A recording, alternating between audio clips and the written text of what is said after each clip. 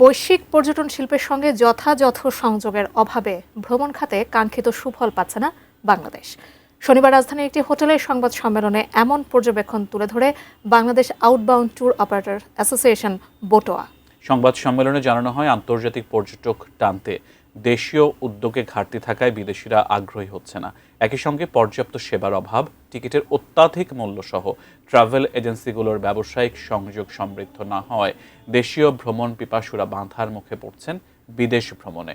এমন অবস্থায় ভ্রমণ খাতকে এগিয়ে নিতে আগামী ৩ সেপ্টেম্বর প্রথমবারের মতো ঢাকায় আয়োজন করা হবে বাংলাদেশ ট্রাভেল মার্ট, যেখানে বাংলাদেশ সহ ২০টি দেশের ১৩০টির বেশি প্রদর্শক, শতাধিক পর্যটন সংশ্লিষ্ট প্রতিষ্ঠান এবং প্রায় ১৫,০০০ দর্শনার্থীর অংশগ্রহণের আশা করছেন আয়োজকেরা।